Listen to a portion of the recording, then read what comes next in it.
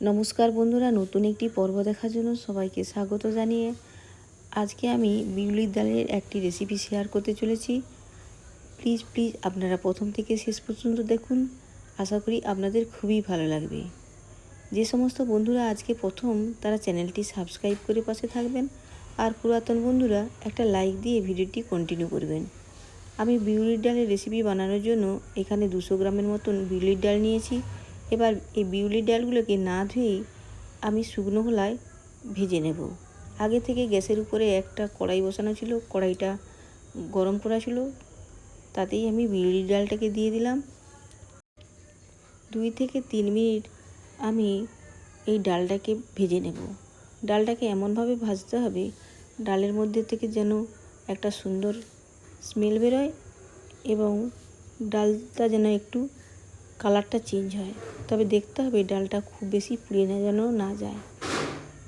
ডালটা আমার ভাজা হয়ে গেছে। এবার গ্যাসের বার্নারটা অফ করে দিলাম, দিয়ে আবার একটু নেড়ে চেড়ে ডালটাকে আমি একটা বাটিতে ঢেলে নিচ্ছি, যে বাড়িতে আগে থেকে কিছুটা পরিমাণ জল দেওয়া ছিল। এবার ভালো করে ডালটাকে ধুয়ে নিতে হবে। এমনভাবে ধুতে হবে ডাল থেকে যেন সাদা জলগুলো পুরো বেরিয়ে যায়। একদম পরিষ্কার জল যতক্ষণ না হচ্ছে ততক্ষণ পর্যন্ত ডালটাকে ধুতে হবে। ডালটাকে আমি ধুয়ে নিয়ে আসছি। দেখুন সুন্দর করে ডালটাকে আমার ধোয়া হয়ে গেছে। এবার ডালটাকে আমি সেদ্ধ করে নেব। একটা প্রেসার কুকার নিয়ে নিয়েছি। প্রেসার কুকারে আমি ডালগুলোকে ঢেলে দিচ্ছি। আপনারা নিশ্চয়ই এই ডালটাকে কোনো দিন রান্না করে খাননি, তবে এই ডালটাকে একবার রান্না করে খাবেন, দেখবেন দারুণ লাগে, টেস্টি হয়। এবার একটু জল দিয়ে এবার ডালটাকে আমি সেদ্ধ করে নেব। আমি গ্যাসের উপরে বসিয়ে দিয়েছি প্রেসার কুকারটা। এবার বার্নারটা জ্বালিয়ে দিলাম। 2টো সিটি আমি দিয়ে নেব। 2টো সিটি আমার দেওয়া হয়ে গেছে। এবার ঠান্ডা করে নিয়ে আমি প্রেসার কুকারটাকে খুলে নিলাম। এবার ডালটাকে চেক করে নেব ডালটা কতটা সিদ্ধ হয়েছে। দেখুন ডালটা অনেকটাই সিদ্ধ হয়ে গেছে, তবে একটুখানি বাকি আছে। তবে ডালটাকে আমি আরও একবার সিদ্ধ করে নেব। এইবারে ডালের মধ্যে আমি দিয়ে দেব সামান্য পরিমাণ হলুদের গুঁড়ো আর কিছুটা পরিমাণ জল দিয়ে দিচ্ছি। যেহেতু ডালের মধ্যে একদম জল নেই, সেহেতু কিছুটা পরিমাণ জল দিয়ে আবার একটা সিটি দিয়ে নেব। ঢাকনাটা চাপা দিয়ে দিলাম। এবার আমি ডালটাকে সেদ্ধ করে নিয়ে আসছি। এদিকে একটা ভাজা মশলা তৈরি করে নেব। তার জন্য 1 চামচের মতো জিরে আমি শুকনো খোলায় ভেজে নিয়েছি। আগে থেকে গ্যাস জ্বালানো ছিল, কড়াটা আমার গরম করা ছিল। জিরেটা আমার ভাজা হয়ে গেছে। এবার জিরেটাকে আমি নামিয়ে নিচ্ছি। এই ডালের মধ্যে যদি জিরে ভাজার গুঁড়ো দেওয়া যায়, ডালটা না খেতে দুর্দান্ত হয়ে থাকে। এবার দেখুন জিরেটাকে ঠান্ডা করে নিয়েছি। আর এদিকে অফ ক্যামেরায় আমি গ্যাসটাকে জ্বালিয়ে ডালটাকে একটা সিটি দিয়ে নিয়েছি। এবারে দেখুন ডালটা সুন্দর সিদ্ধ হয়ে গেছে।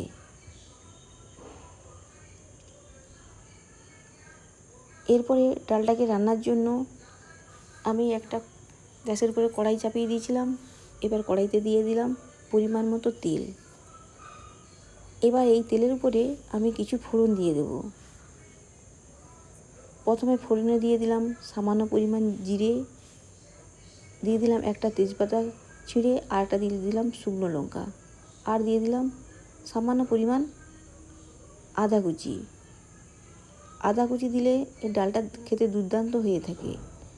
এরপরে দিয়ে দিলাম সামান্য পরিমাণ 5 ফোড়ন। এইগুলো দিয়ে ভালো করে নেড়ে চেড়ে নিচ্ছি। এগুলো থেকে যখন একটা সুন্দর স্মেল বেরোবে, সেই সময় আমি দিয়ে দিলাম কালারের জন্য হলুদের গুঁড়ো, দিয়ে আবার ভালো করে সুন্দর করে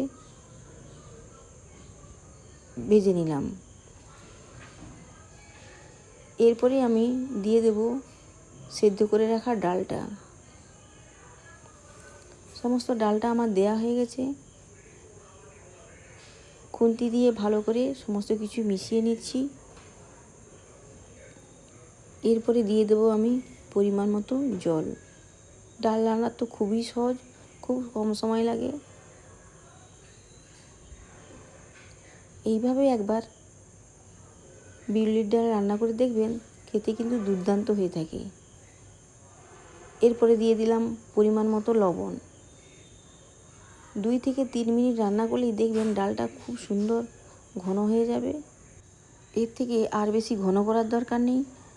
এই ডালটা যত ঠান্ডা হবে দেখবেন তত ঘন হয়ে যাবে। এরপরে আমি গ্যাসের বার্নারটাকে অফ করে দিলাম। দেখুন আজকে আমার দুর্দান্ত স্বাদের বিউলির ডাল তৈরি হয়ে গেল। এরপরে আমি এখানে ভাজা জিরের গুঁড়োটা দিয়ে দিলাম। এই জিরে গুঁড়োটা যদি দেওয়া যায় ডালের টেস্টটা দুর্দান্ত স্বাদের হয়ে থাকে। বন্ধুরা এইভাবে একবার রান্না করে দেখবেন, বিউলির ডাল দুর্দান্ত স্বাদের খেতে হয়ে থাকে। এবার সমস্ত কিছু জিনিস ভালো করে আবারও মিশিয়ে নিচ্ছি।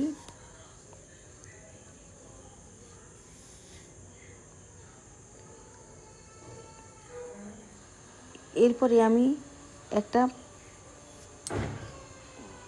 সার্ভিং বলে সার্ভ করে নিচ্ছি।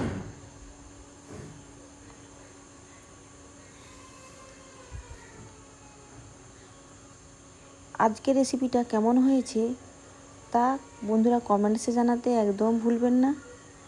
আর যে সমস্ত বন্ধুরা আজকে প্রথম দেখছেন তারা চ্যানেলটি সাবস্ক্রাইব করে পাশে থাকবেন। পুরাতন বন্ধুরা একটা লাইক, একটা কমেন্ট করে আমার পাশে থাকবেন। আজকের রেসিপিটা যদি একটু ভালো লেগে থাকে প্লিজ বন্ধুরা চ্যানেলটির পাশে থাকবেন। এরকম সাধারণ রেসিপি পাওয়ার জন্য আমার চ্যানেলটিকে সাবস্ক্রাইব করতে একদম ভুলবেন না। এতক্ষণ যে সমস্ত বন্ধুরা ভিডিওটি দেখলেন তাদের অসংখ্য ধন্যবাদ। ভালো থাকবেন, সুস্থ থাকবেন। দেখা হবে আবারও একটা অন্য কোনো রেসিপিতে।